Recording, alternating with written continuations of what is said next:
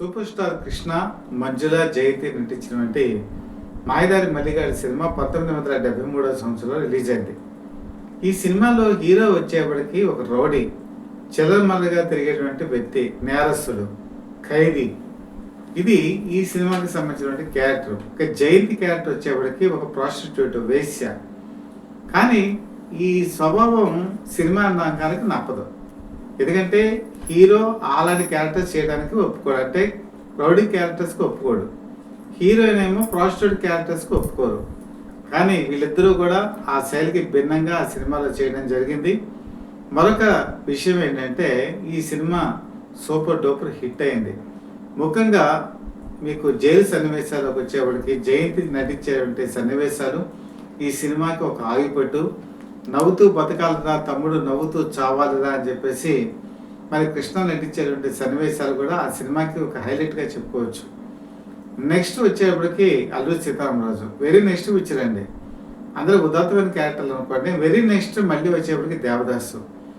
దేవదాసు వచ్చేప్పటికి ఒక పిరికివాడు, ఒక తాగుబోతు, ఇలాంటి క్యారెక్టర్లోనేమో కృష్ణ నటించాడు. ఇది కూడా సినిమా రంగానికి నప్పనటువంటి క్యారెక్టర్స్. మరి జయంతి కూడా ఇందులో చంద్రముఖి క్యారెక్టర్, ఇది కూడా ఒక ప్రాస్టిట్యూట్ క్యారెక్టర్. అసలు ప్రాస్టిట్యూట్ క్యారెక్టర్స్ హీరోయిన్స్ చేయడానికి ఒప్పుకోరు. ఎందుకంటే వాళ్ళ కెరీర్ అంతా కూడా పూర్తిగా కూడా భగ్నమైపోయే అవకాశాలు చాలా ఎక్కువ. కానీ జయంతి సాహసం చేశారు. దేవదాసు ఆడలేదనుకోండి, కానీ దానికి కారణాలు చాలా డిఫరెంట్. పాత దేవదాసు రిలీజ్ అవ్వటం, అలాగే ఈ కొత్త దేవదాసు కళ్ళల్లో ఉండటం, రక్తాన్ని చూడలేకపోవటం, ఇలాంటి సన్నివేశాల వల్ల పోయింది. కానీ సినిమా మాత్రం టెక్నికల్గా చాలా బాగుంది. ఈ విధంగా జయంతి ఆ రోజుల్లో ఒక సాహసం చేశారు. అలాగే ఆవిడ తర్వాత కాలంలోకి వచ్చేటప్పటికి కన్నడలో కానీ ఇటు తెలుగులో కానీ ఎన్నో ఉదాత్తమైనటువంటి క్యారెక్టర్స్ చేశారు. ఆవిడ ఒక వేసే క్యారెక్టర్స్ చేసినా కూడా తర్వాత కాలంలో ఉదాత్తమైనటువంటి క్యారెక్టర్స్ చేసి తను బలిదా బలి అని చెప్పి నిరూపించుకున్నారు. మరి ఇంకా జయసుధ అసలు స్టార్టింగే వ్యాంప్ క్యారెక్టర్స్తో అడుగుపెట్టారు. వీరు కనుక చూసుకుంటే నోము సినిమాలో ఒక villain character, vamp character. Villain vamp characters ఎవరైనా సరే చేశారంటే వాళ్ళు తర్వాత వాళ్ళకి హీరోయిన్ వేషాలు రావు. ఇది చరిత్ర చెప్పినటువంటి సత్యం. జయమాలిని చూడండి, జయమాలిని ఒక వ్యాంప్గా అడుగుపెట్టారు, వ్యాంప్గానే స్థిరపడిపోయారు. ఆవిడ మంచి నటి, కానీ హీరోయిన్గా ఒక అవకాశాలు రాలా. మరో పక్కన కనుక చూసుకుంటే జయసుధ లక్ష్మణ రేఖ అనేటువంటి సినిమాలో పూర్తి స్థాయి వేసే క్యారెక్టర్లో నటించారు.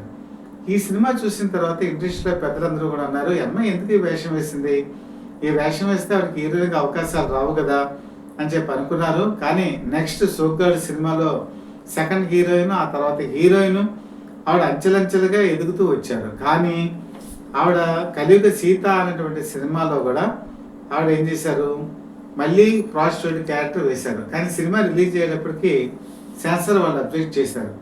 కలిగి సీత అనేటువంటి పేరు బాగాలేదు, మీరు మార్చాలి, సీత అనే పేరుకి అవమానం తెచ్చేట్టుగా ఉంది అనేటప్పటికీ కలియుగ స్త్రీ అని చెప్పి పేరు మార్చడం జరిగింది.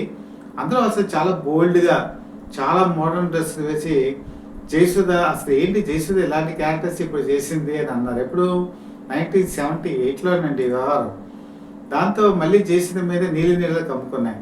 ఇవిడ హీరోయిన్గా మళ్ళీ పనికొస్తుందా పనికిరాదా అన్నప్పుడు మళ్ళీ ఒక విజృంభించారు. తర్వాత ఆవిడకి ఇంకో సినిమా వచ్చిందండి, ఇల్లాలని. అందులో కూడా ఒక నెగిటివ్ క్యారెక్టర్, డబ్బు గురించి మొగుడిని అంటే సోనబాబుని వదిలేసి తనకంటే వయసులో పెద్దవాడిని కాంతారావుని రెండో మ్యారేజ్ చేసుకోవడం. ఆ రోజుల్లో సమాజం హర్షించలేదు. కానీ ఆ క్యారెక్టర్ కూడా చేసి తర్వాత మళ్ళీ హీరోయిన్గా ఎస్టాబ్లిష్ అవ్వడం జరిగింది. ఇది సినిమా ఇండస్ట్రీలో చాలా అరుదండి. ఒక క్యారెక్టర్ కనుక చేసి నెగిటివ్ క్యారెక్టర్ ముద్ర పడిపోతే వాళ్ళకి హీరోయిన్గా అవకాశాలు రావు. అది మళ్ళీ బ్రేక్ చేసినటువంటి వ్యక్తి ఎవరంటే హీరోయిన్ లక్ష్మి. మల్లెపువ్వు అనేటువంటి సినిమాలో ఆవిడ ఏం చేసిందంటే ఒక వ్యాంప్ క్యారెక్టర్ వేసింది, ఒక వయసు క్యారెక్టర్ వేసింది. చిన్న మాట ఒక చిన్న మాట అని చెప్పేసి ఒక పాట పాడారు. సోనబాబుతో డ్యూయెట్లు పాడారు. సోనబాబు ప్రేమించాడు, చివరికి పెళ్లి చేసుకున్నాడు. మల్లెపువ్వు విజయవంతమైంది. ఆ తర్వాత కూడా ఆవిడ మంచి హీరోయిన్గా ఎస్టాబ్లిష్ అయ్యారు. అయితే ఈవిడ్ని ప్రేమాభిషేకం సినిమాలో మళ్ళీ ప్రాస్టిట్యూట్ క్యారెక్టర్గా తీసుకుందామని దాసనారాయణ అనుకున్నారు. కానీ వివిధ కారణాల వల్ల జయసుధని ఎంపిక చేసుకున్నారు. జయసుధ ఆ టైంలో చాలా పీక్ పీరియడ్లో ఉన్నారు.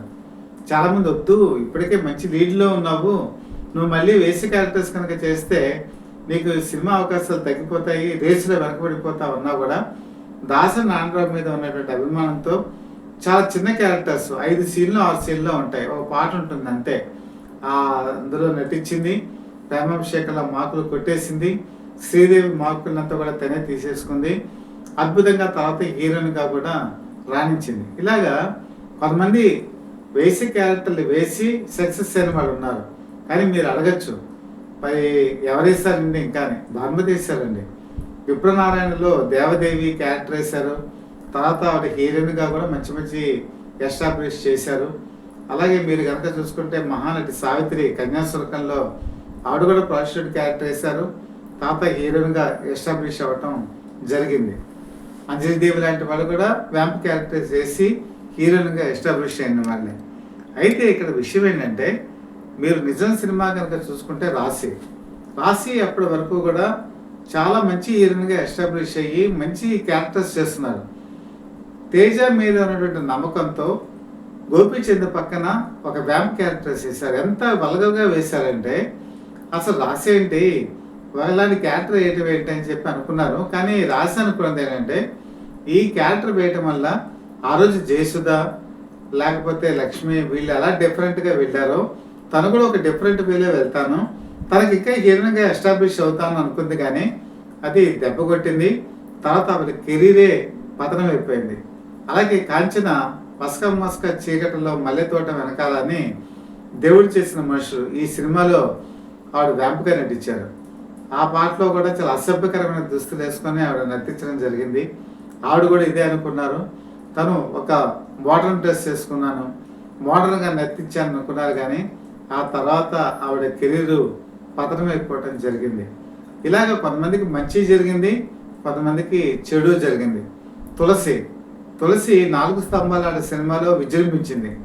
చాలా మంచి హీరోయిన్గా ఎస్టాబ్లిష్ అవుతూ వచ్చి ఆవిడ పూజకు పనికిరాని పువ్వు అని చెప్పేసి ఒక సినిమాలో పూర్తిగా ప్రాస్టిట్యూట్గా నటించింది.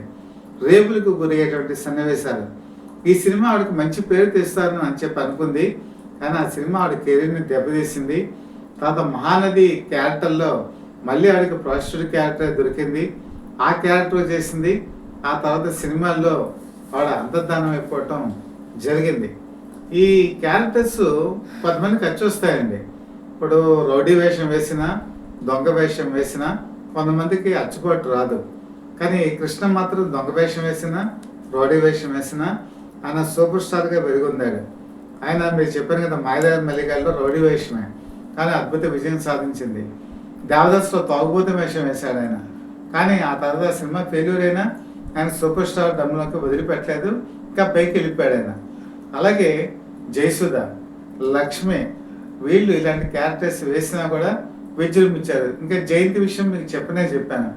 ఆవిడ వరుస పెట్టి కమలమ్మ కమతం అని చెప్పేసి ఆ సినిమాలో కూడా సెక్స్ నవల్ చదువుతూ భర్త పోయిన తర్వాత తన దగ్గర పాలేరుగా పనిచేస్తున్నటువంటి కృష్ణరాజుని ప్రేమించి అతను వశపరుచుకోవాలని ఆలోచన చేస్తూ చివరికి తన తప్పు తాను తెలుసుకొని అతనికి పెళ్లి చేసి రియలైజ్ అయ్యేటువంటి ఒక క్యారెక్టర్. ఆ క్యారెక్టర్ చేసినా కూడా జయంతిని ఆదరించారు. మీరు చూడండి, జస్టిస్ చౌదరి, కొండవీటి సింహం ఇలాంటి సినిమాల్లో ఆవిడ ఎంత ఉదాత్తమైన నటన, ఆవిడని ఎలా స్వీకరించారు. అలాగే కొంతమందిని యాక్సెప్ట్ చేస్తారు, కొంతమందిని యాక్సెప్ట్ చేయరు.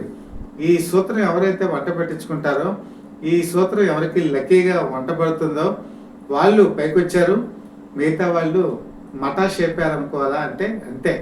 ఆ మాట అనకూడదు మనం, కానీ వాళ్ళ కెరీర్ పాపం పతనం అయిపోయింది. ఈ సైద్ధాంతిక సూత్రం కొంతమందికి లక్కగా పరిణమిస్తుంది, కొంతమందికి మరి వైకుంఠపాళిలో పావుకాడికి గురైనట్టుగా వాళ్ళు కిందకి పడిపోయేటువంటి పరిస్థితి ఉంటుంది. సినీ రంగం చాలా విచిత్రమైందండి. ఎప్పుడు ఏం జరుగుతుందో ఎవరికీ తెలియదు, ఎప్పుడు ఎవరు పైకి వెళ్తారో ఎవరెప్పుడు కిందకి పడిపోతారో కూడా తెలియదు. కాబట్టి మన పాత్రలు ఏవొచ్చినా కూడా ఆచి తూచి అడుగు వేసి కథను తొక్కి ముందుకెళ్ళటమే సినీ తాలూకుండే లక్షణం.